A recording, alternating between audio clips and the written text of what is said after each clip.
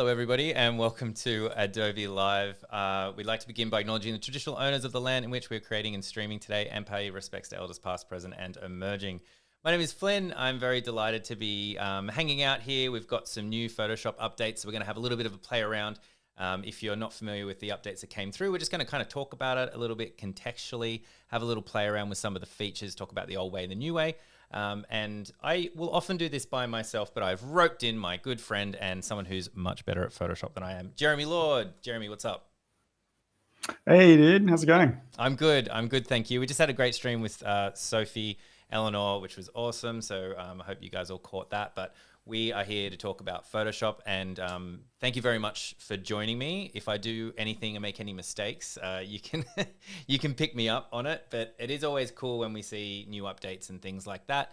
I just love this part because you get to kind of have a little bit of a play around, and we can just all have a bit of a chat about how it might impact workflows and different people changes and why they might exist and stuff like that. So thanks for joining. Yeah, no, I think I'm super excited, actually. I think this kind of stuff is really cool to see. Like, it's always the same way with all these kind of things, right? Like, a big developer will do a thing, and then the users will be like, well, you wanted us to do this with it, but actually, we're going to use it for this. Totally. Um, and it's cool. Yeah, I think it's fun to do this as a kind of a duo to see, like, well, I'm going to use it like this. How are you going to use it? Yeah, exactly. So I've got a couple of examples. Let's just jump into it. Jeremy, hopefully you can see my screen so you can follow along. I can. Yeah. Okay, awesome. So I thought I'd get really meta with the stream and just like, hey, let's just start with like this thing that I threw together this morning, ladies and gentlemen. And of course, I used Express for this one. We actually usually use Adobe XD to create all of our assets. It's like perfect for creating like pixel perfect assets. But for something really, really quick, I use Adobe Express. So no, I don't know what that font is. Look, it was thrown together pretty quick. So this is an old photo of me that I threw in. It doesn't match Jeremy at all. So we're just going to kind of have a little bit of a quick look at, kind of the main the main thing for today. And I've even been practicing my zooming. Check it out. So we can zoom in. Hopefully you can see it on screen. This paintbrush here with the half circle is our new adjustment brush. And so I'm going to click that, and wow, that brush is huge. That's a big brush. I'm going to zoom in on my head here, that rude head. And we've got a couple of things here. So we've got this contextual taskbar down the bottom, which has changed. It changes. It's contextual, so it's changed based on whatever tool we're kind of using, and we can just start doing stuff.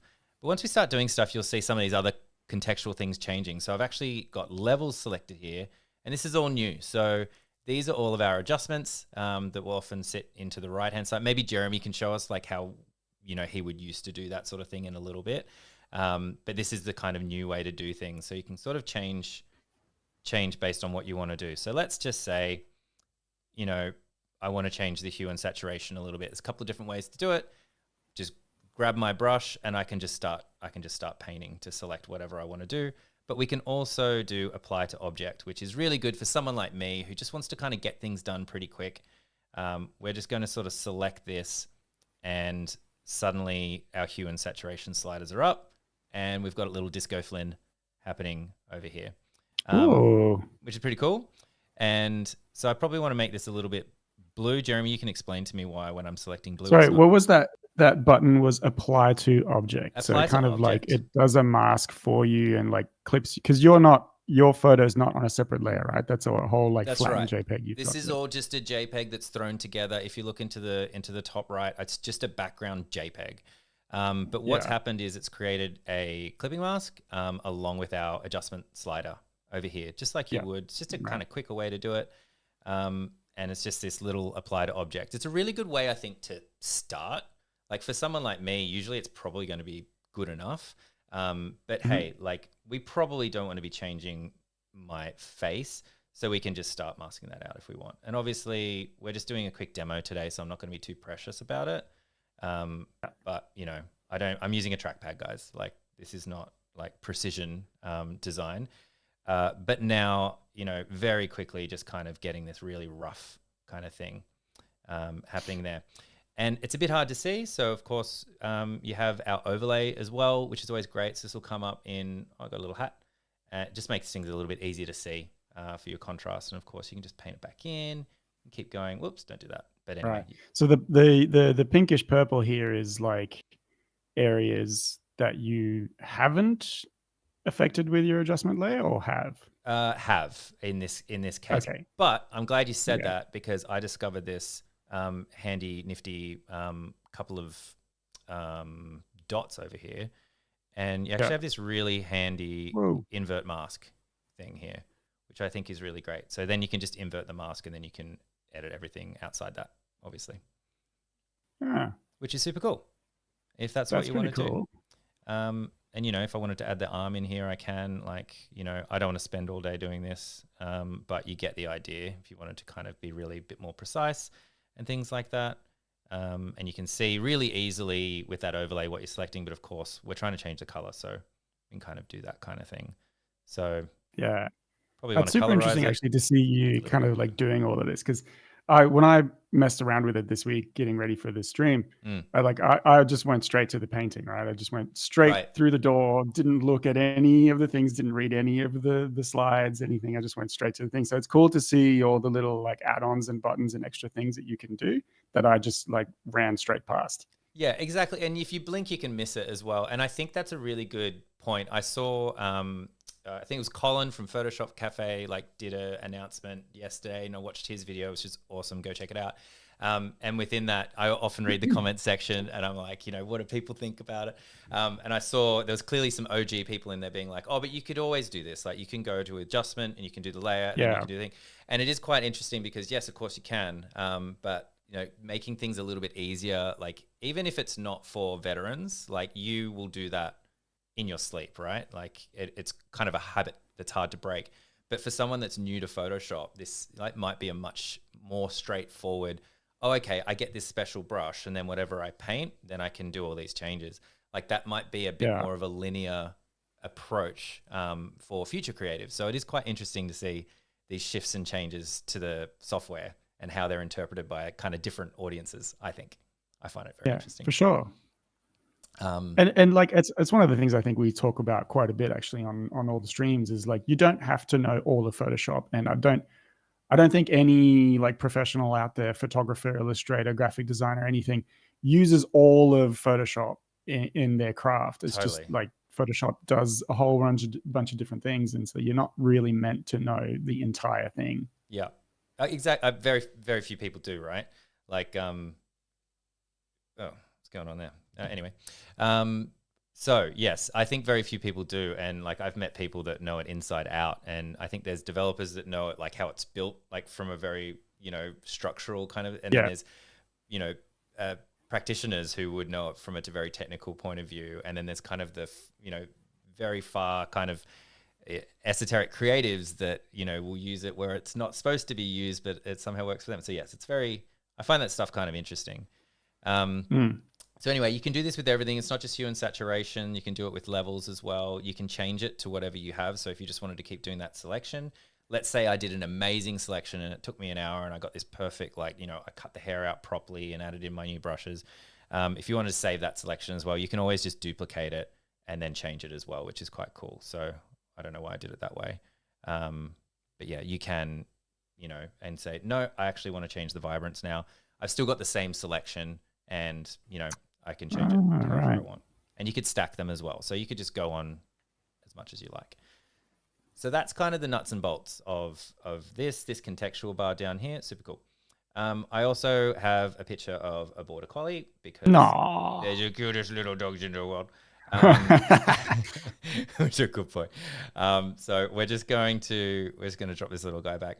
Just another kind of example of all this stuff. I also noticed recently someone was sort of saying this bar is annoying when they don't need it. So contextual bar is a new thing, but of course we fear change.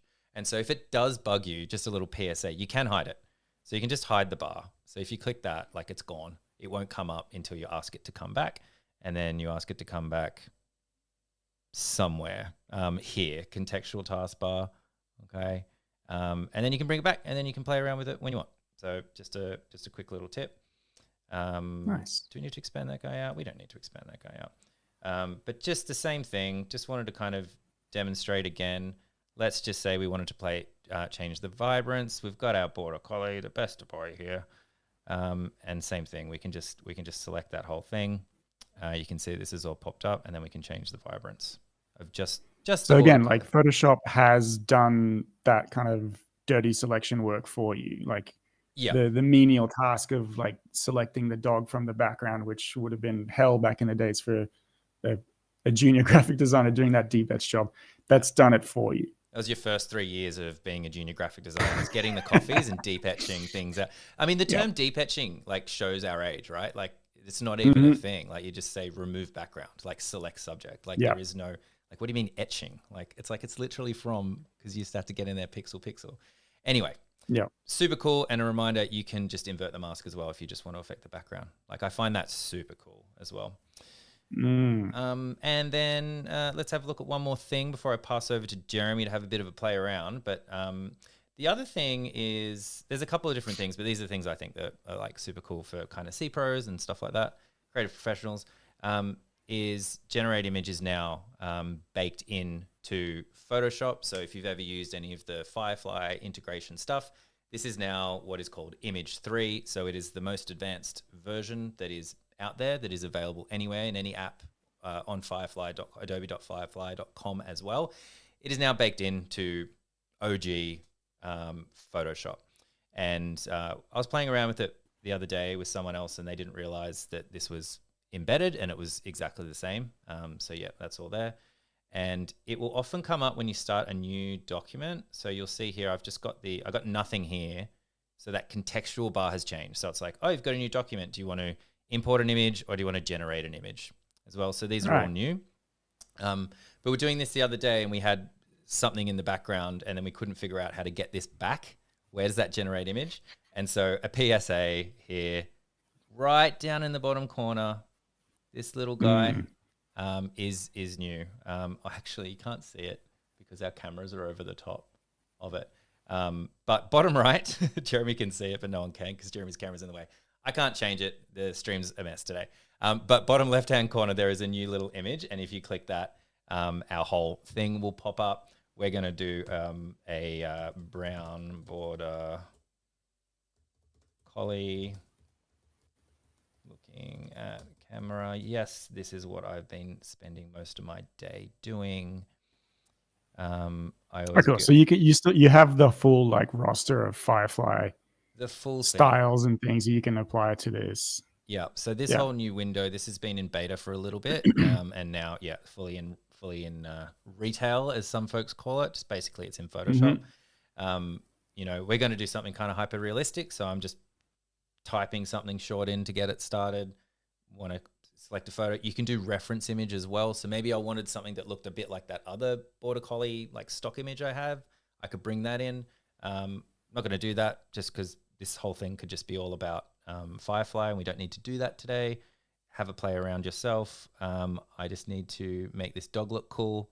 So I'm trying to figure out how to spell, and H comes after G, hyper realistic. And we're going to generate a dog. And it's going to be... Hyper realistic is just like photo? I find that it actually helps quite a lot. There's a couple of other ones in there, effects. But yeah, I find that if you select photo and something a little bit more hyper realistic, you'll now get something much better. Like, I don't know if anyone remembers like a year and a half ago, it's the sort of like animals we would get through Firefly.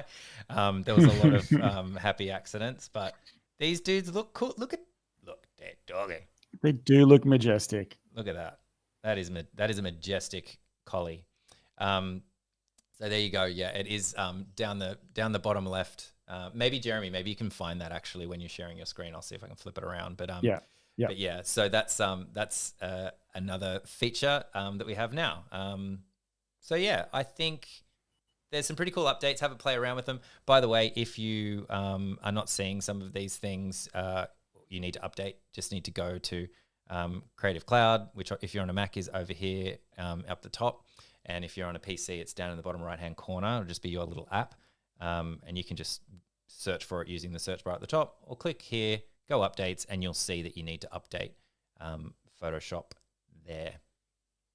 And I'll leave you All with right. that. So this that is in broad line. the full version of Photoshop, not Photoshop beta. That's right. Yeah. So you don't need the beta for this Yeah. stuff. It's been in beta for about 2.5 months, I would say. But now it's fully fleshed out, mostly bug free. I haven't run into any bugs yet, but sometimes you find some. But yeah, no, it's been working great for me. And you too can make your own border collie at home with Photoshop. Oh, What do you think? gosh. Yeah, of course. I hadn't realized that this was actually in the retail version of Photoshop. But like I'm doing mine today from beta because I hadn't realized Oh, they'd right. made the jump Yeah. Yeah. with those PSA. features. Yeah. There you go. Well, I've helped Good one to know. person. That's good. I can hang my hat. Okay, well, let's jump over to your screen. That's awesome. Okay, so you are in the beta. Yeah, cool. So Yeah. as of yesterday, to be fair, when I told you about it, it was only available in beta. So it makes sense. Makes sense that you would jump around in beta. But yeah, all you. All good. So I'm going to kind of showcase kind of like how I, as an illustrator, would kind of use that adjustment brush tool. Just quickly before we jump into it, I just wanted to show you guys the tool that Flynn was referring to before, which is this one down here. Oh, I could have moved the whole toolbar. I didn't even think of that. See, this is why I need but then you got to move it back. It's so annoying. And actually, I've found that for one of the things I'm going to do, it's important actually to remember to use that one rather than the contextual bar that pops up because I don't know, this possibly could have been updated since yesterday, but you'll see what I'm talking about in a sec. So basically what I like to do, and I feel like this kind of feature, this adjustment brush feature, was kind of like made for my particular workflow. And how I like to do shading when I'm working with this kind of flat color anime style. And so what I would tend to do normally is basically what I'm kind of like, and we were talking about this yesterday, you and I, how I see this adjustment brush tool is it's a shortcut to something that I used to do anyways. It's just made that process faster. And so what I think is quite cool about it is like it actually requires, if you're a beginner or if you're just kind of starting out with these tools, it actually has a lot less like prerequisite knowledge of like how a layer mask work and what is an adjustment layer and all those kind of things that you would need to know to understand how to use them. This just kind of cuts through and lets you go straight to the juicy parts and do the thing you want to do. Yeah. So let's go ahead and do just that. Let me turn off some of these layers here that we don't really need. And I'm just going to be working on this guy right here. All right. So I've got some flat colors. I've got a little bit of gradient happening in the hair. But what I want to do basically is I want to use my adjustment brush to create shading that's going to apply to all of those colors simultaneously. So I've got my colors in a neat kind of layer group here with all those like locked in. You can see my outline is just there and I've just got those colors in there. That's like the style that I like to work with. It kind of lends itself super well to this. And so basically I'm just going to go and select that adjustment brush and I'm going to pop it onto hue saturation, just up here. So those menus, by the way, are the ones that you used to get when you would create an adjustment over here. So let me create a new layer just so I can show you guys up here. Adjustments. They're not all in here, but like 80% of them are in here. They're the same ones that you would get from this brush. So basically this brush is like saving you a few extra clicks and like having to go into that particular layer panel. And then I'm just going to start painting with that brush. And you're not going to see very much happening straight away, aside from the fact that it has created this kind of new layer with a layer mask on it. And what I'm doing is I'm painting on the layer mask of it. Let me just go into those defaults. So I'll do that again, and you can kind of see what it's going to do here. In my properties menu, you can see nothing's there. As soon as I start painting straight on the image, it creates all those things for me. So this is what I mean with this kind of like shortcut. That's the shortcut, yeah. To the thing is like, you don't have to click on two things to do it. You can just start painting and Photoshop will automatically do this for you. Now, where you're seeing not much is happening is because I haven't fiddled around with this too much. The saturation's been increased a little bit, but effectively what I want to do is drop the lightness.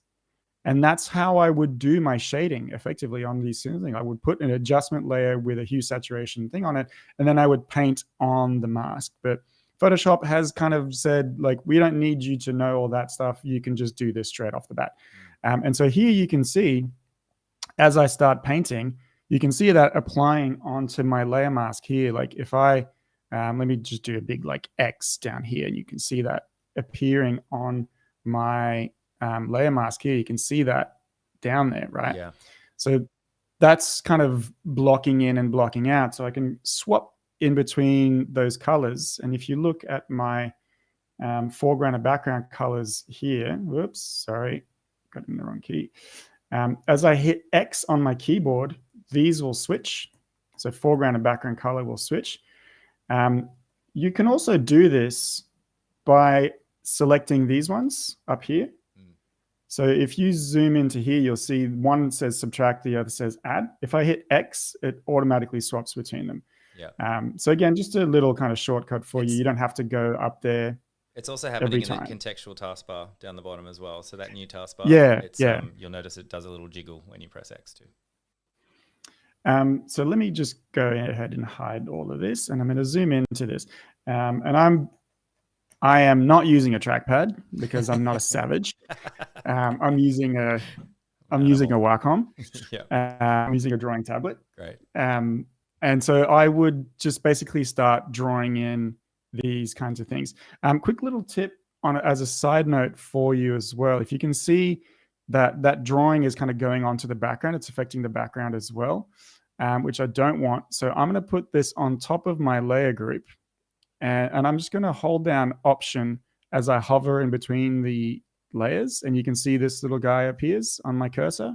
And I'm going to click. And that just means that it's going to restrict anything I do to the group of layers immediately underneath it and not go ahead and paint on the background layer. Yeah. So effectively, I'm starting to kind of just get straight into my shading here on this guy. And I can get a really quick sense of that shading with every kind of different thing. Always I like to work quite like sort of big when I'm doing this from a distance, just so I can block out main areas of shadows. I would spend quite a bit more time after this kind of cleaning this up and getting all the detail in, but I like to do it this way just at first in order to get a really strong sense of like, cool, this is where the lighting's coming from. This is how it's all kind of working and whether or not I've blocked it out correctly. So that would be kind of step number one with this.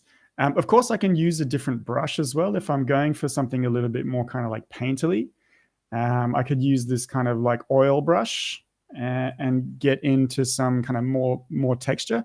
I like to work a kind of anime style, so that's not necessarily something that I would do very often. But if you're trying to get something a little bit more painterly, a little bit more kind of textured, you could totally do this as well. And I'm still just using the adjustment brush. I've just swapped the kind of the nozzle, the brush tip that I would be using for that, if that makes sense. Yeah. So it's super cool to do this. And again, like if I wanted to add a highlight then, right? So I could take this and duplicate it and swap it to something a little bit brighter. So I'm going to duplicate. I could either do what you did before and just drag it into the new layer, or I could just do Command J, and that's going to duplicate. Nice. Yeah, the shortcut. I'm all about the shortcuts. So you can see now that it's obviously duplicated as it did for yours. It duplicates with everything in there. And I'm going to boost the lightness this time up, and I can start painting in with some of those details and get some lighting happening in here. Obviously, I've gone like pretty light on that. There's a lot of kind of lighting happening. I can change the tone of that as well to something a little bit more like, let's give it like a bluish tone, get that sort of like Super Saiyan kind of vibe happening. There we go. And I'm still going to decrease that down a little bit and increase the saturation all the way up. There we go. So now I can start painting on a separate layer to what I've already had. I can paint in some of these highlights in here, and it will just apply that to a lot of things. So this can be a little bit funny, right? It can do some funny things, like on this face here, it's done some kind of weird things. So this is not necessarily like a be all end all, and you can kind of see now it's also applying green instead of blue to this. So generally speaking, what I would do for something like this is use a straight up kind of painting layer, but you can get some really cool effects with this if you kind of mess around with it. I'm going to delete this. I'm going to show you guys something else that is quite fun to do here as well. And I'm going to I'm going to use a different brush, and I'm going to use a gradient map brush. So we had this question actually last week when I was doing another stream of like, how do you recolor artwork and how do you get that going well? And so I'm just going to do a quick little trick here. And I'm going to desaturate this and get this down to a grayscale. All right. So all I've done here is I've put on an adjustment layer. So I could have done this with the adjustment brush, but it's probably faster to just do it that way. So I've gone down here, same panel. I've just added in a hue saturation. So same way of doing exactly the same, a different way of doing the exact same thing, sorry. And now what I can do is I can add in my adjustment brush here, because I'm still in the tool, I can just go to the menu, or I can just go to the contextual one, and I can just say, I want to mess around with a gradient map. Now, gradient maps are a little bit kind of funny in that sense. And what you can see here is it's not done something amazing, but let me just swap this around real quick. And you'll see that that's not going to do very much to this. But now I'm going to say, you know what? I didn't mind the colors before, but I want something a little bit simpler, a little kind of fewer colors, and maybe still kind of in that like Dragon Ball theme, which I had before. So I'm going to go to blue to white here, right? And immediately you can see what it's kind of doing is it's adding in a little bit of like, it's treating it as if everything black is now this blue and everything white is still this kind of tone here. So if I swap that to a different color, if I click on that and swap that to like a yellow, you'll see that now what it's doing is it's kind of taking this grayscale that I had before, right? And it's gone and done a different thing. I don't want it to do that. Why did you do that? Quick, fix it. There you go. All right. So with that grayscale, it said everything that's on the dark side of things is this blue. Everything that's on the lighter side of things is this yellow, right? So my shoes here are the lightest bit, and so they get the yellow. The jacket and the belt or everything, they're the darkest bits, so they get the blue. So now that you kind of understand how that can work, I can start to add in different colors. And there's a lot of like, there's quite a bit of extensive work that you can do with this in order to achieve a certain look for yourself, right? So I want those blues to be only limited to the really kind of darkest areas. So I'm going to say I want that to come in and just go to there. So that's a nice kind of highlight there. I can take that orange and move it back a little bit to bring that contrast back. This takes a bit of practice, right? Like there's definitely some trial and error that's going to be happening when you're doing this for sure. Like it took me ages, and I'm still not 100% sure of exactly what's going to happen when I do something in here. But it's a really good way of doing that. So now that you've got that in there, with my adjustment brush, I can take this and kind of start messing around with it in the same way, right? So I can decide that I want, let me just delete that. and go to my brush here and say gradient map. And I can mess around with this gradient map and do it in exactly the same way that I had before. So let me go ahead. I'm not going to redo this whole thing that I was doing before, but if I go down to like oranges, let's say, we got a ton of presets in here that we can use. We can swap these colors around. There we go. So I could edit this and keep editing it as I need. But effectively, what I can do is I can control like, all right, this part of the kind of drawing is going to be this orange. I can duplicate that gradient map and swap it to something else. So let's go ahead and swap it to like a blues maybe. So we get this kind of blue tone. Hit OK, reverse, and we can start painting in there. So now the pants are going to be kind of like this bluish tone.